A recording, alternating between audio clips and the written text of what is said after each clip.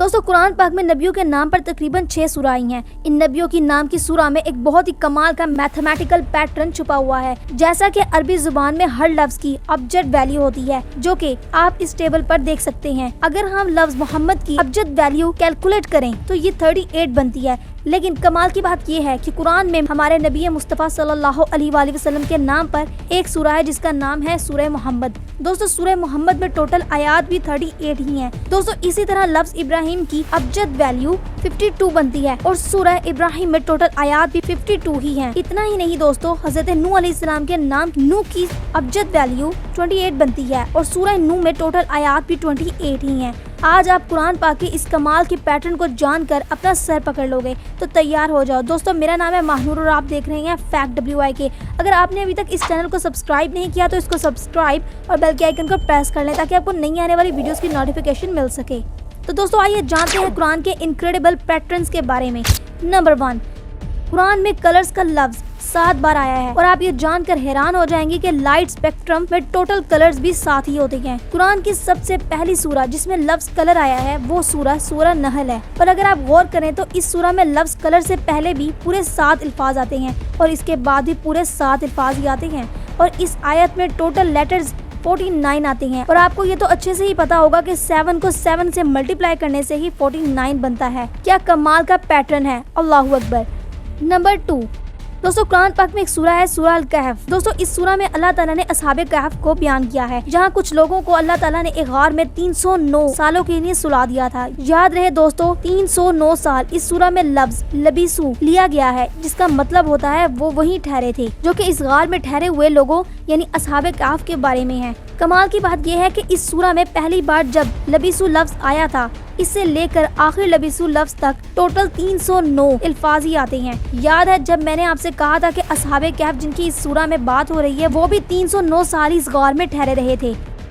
Number 3, Quran की 71 number सूरा का नाम सूरह नूह है। दोस्तों इस सूरा में टोटल 28 आयात हैं। अगर हम इस सूरा की टोटल आयात को इसी सूरा के नंबर से माइनस करें तो जवाब 43 आता है और यहीं से चीजें इंटरेस्टिंग होती हैं। कुरान में हजरत नूह अलैहिस्सलाम का नाम भी 43 दफा ही आया है और सिर्फ यही नहीं, इस सूरा के बाद भी बिल्कुल 43 सूरा ऐसी हैं जिनमें हजरत नूह अलैहिस्सलाम का जिक्र नहीं किया गया और इसी तरह इस सूरा से पहले भी 43 सूरा ही आती हैं जिनमें हजरत नूह अलैहिस्सलाम का जिक्र नहीं है। लेकिन क्या आपको पता है कि कुरान में टोटल कितनी ऐसी सूरा हैं जिनमें हजरत नूह अलैहिस्सलाम का जिक्र है? तो दोस्तों वो 28 है, जितनी के इस सूरा में टोटल आयात हैं। दोस्तों अगर हम इस लफ्ज नूह को देखें तो ये नूह लफ्ज इन 3 लफ्जों से मिलकर बना है। और कमाल की बात यह है कि कुरान में हजरत नूह अलैहिस्सलाम के नाम का सबसे पहली बार जिक्र भी कुरान की 3री सूरा में किया गया है और जिस आयत में जिक्र आया है और इस आयत का नंबर भी 33 है।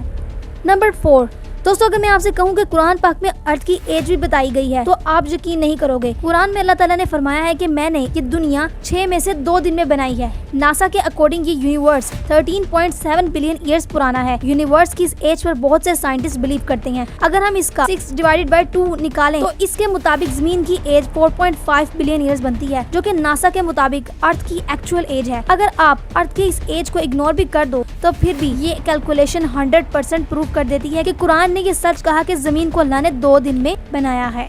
नंबर 5, ये है सूरह नहल।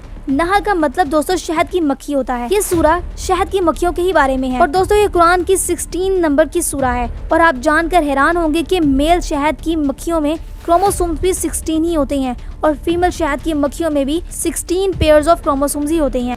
और क्वीन हनी बीज भी अंडों में से 16 दिनों में ही निकलती हैं। दोस्तों इतना ही नहीं, शहद की मक्खियां अपनी जिंदगी में 4 स्टेजेस से गुजरती हैं। अगर आप 4 को 16 से मल्टीप्लाई करोगे तो जवाब आता है 64। इस सूरा में टोटल 128 आयात हैं और इन 128 आयात में से 64 आयात में अल्लाह का नाम आता है और 64 में नहीं आता। नंबर 6, ये पैटर्न बहुत ही कमाल है। कुरान की सूरा में लफ्ज सूअर यानी खंजीर से आयत के आखिर तक 38 लेटर्स आते हैं। सूअर के जिस्म में क्रोमोसोम्स भी 38 ही होते हैं। कुरान की इस सूरा में लफ्ज गधे से आयत के आखिर तक 62 लेटर्स आते हैं। गधे के जिस्म में क्रोमोसोम्स भी 62 ही होते हैं। कुरान की इस सूरा में लफ्ज कुत्ते से आयत के आखिर तक 78 लेटर्स आते हैं और कुत्ते के जिस्म में क्रोमोसोम्स की तादाद भी 78 ही होती है ना हैरान कुन। नंबर 7, कुरान की सूरह बकरा में अल्लाह का फरमान है कि हमने तुम्हें वस्त उम्मत बनाया है। वस्त का मतलब होता है बीच या फिर दरमियान। इस सूरा में टोटल 286 आयात हैं। इन आयात में से ये आयत इस सूरा के बिल्कुल दरमियान में है, बिल्कुल मिडल में। जैसा कि जो इस आयत का कॉन्सेप्ट है, हमने तुम्हें वस्त उम्मत बनाया है, सेम वैसे ही इस आयत सूरा के बिल्कुल सेंटर में है। नंबर 8, कुरान की इस आयत में अल्लाह ने फरमाया है, क्या हमने इसकी 2 आंखें नहीं बनाई? इस आयत में इन 2 लफ्जों पर गौर करो। आइन का लफ्ज इस एक आयत में 2 बार आया है और अरबी में आइज का लफ्ज आइन से ही बनता है। यहाँ आइन का लफ्ज 2 बार आना इंसान की 2 आंखों को रिप्रेजेंट करता है, जो कि अल्लाह ने इस आयत में फरमाया है, क्या हमने इसकी 2 आंखें नहीं बनाई? नंबर 9, यह है कुरान की 27 सूरा जिसका नाम सूरह नमल है। इस सूरा की स्टार्टिंग में एक लफ्ज है तो सीन। ये लफ्ज 2 लफ्जों से मिलकर बना है, तो और सीन। ये जो पहला लफ्ज है तो, ये इस पूरी सूरा में 27 बार ही आया है। इंटरेस्टिंग बात यह है कि इस सूरा का नंबर भी 27 ही है। इसी तरह ये दूसरा लफ्ज सीन इस पूरी सूरा में 93 बार आया है और इस सूरा में टोटल आयात 93 ही हैं। सुभान अल्लाह।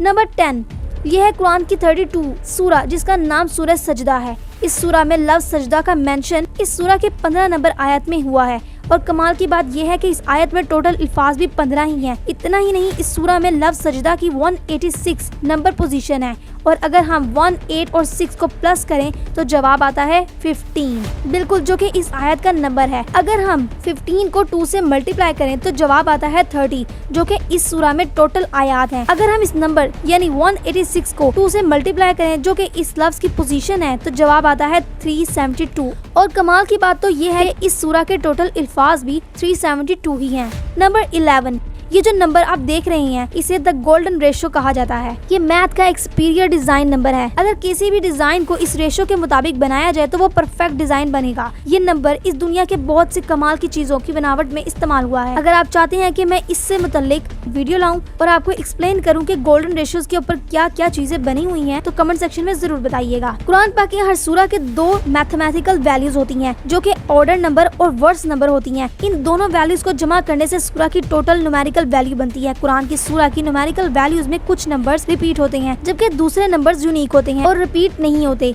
जिन सूरा की वैल्यू रिपीट नहीं होती, इनका सम 7906 बनता है और जिन सूरा की वैल्यूज रिपीट नहीं होती, इसका सम 4885 बनता है।